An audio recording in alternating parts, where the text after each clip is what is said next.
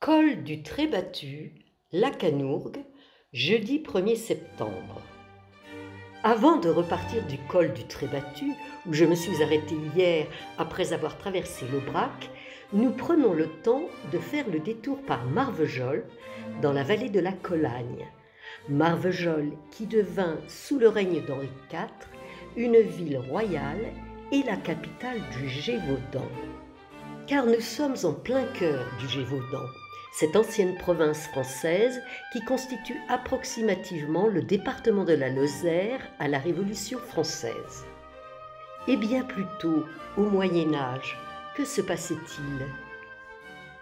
Douce de Gévaudan, comtesse de Provence, vicomtesse de Millau, se marie en 1112 avec Raymond Béranger, comte de Barcelone.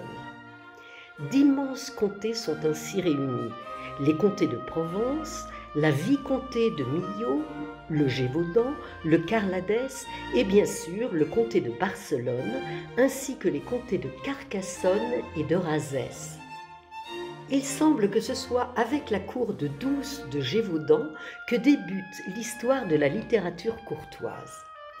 À la cour de la princesse Douce, en effet, les seigneurs, les troubadours et les troubérites répandent la langue occitane. On connaît la bête du Gévaudan, mais connaît-on les troubérites ? Ce sont des poétesses et compositrices, issues souvent de la noblesse, qui au XIIe et XIIIe siècle s'exprimaient en occitan. Les femmes troubadours, donc.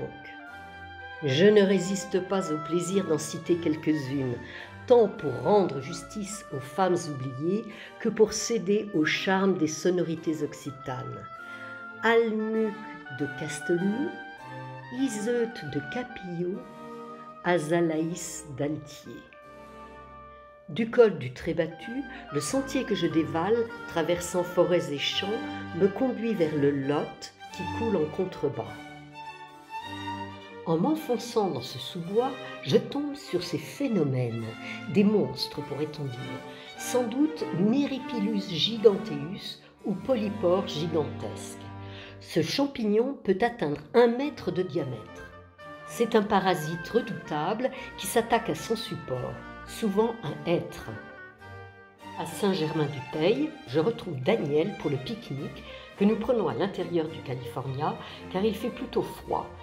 Puis je poursuis la descente sur le GR6. À mes pieds, donc, la vallée du Lot. En occitan, on dit Holt, d'où ces noms de villages, Saint-Laurent-d'Holt, Canet-d'Holt, Saint-Genier-d'Holt ou encore Sainte-Eulalie-d'Holt. Le cours du Lot est parfaitement orienté est-ouest de sa source à sa confluence avec la Garonne. En face de moi, le plateau qui s'étale au sud est le causse du Sauveterre que je traverserai demain. Mais auparavant, je dois descendre au fond de la vallée, passant devant de vieilles maisons de pierre rouge au hameau du Ferréol, voyant au loin la ville de Lacanourgue. Je traverse la Méridienne, l'autoroute A75 qui relie Clermont-Ferrand à Béziers, au tracé nord-sud, que je côtoie de loin en loin depuis Saint-Flour. Le camping où je retrouve Daniel est au bord du Lot, juste avant le pont qui mène à Banassac, puis à Lacanourgue. Bien que le centre de Lacanourgue soit à près de 3 km, je m'y rends avant le dîner pour repérer le lieu et flâner dans les rues du bourg.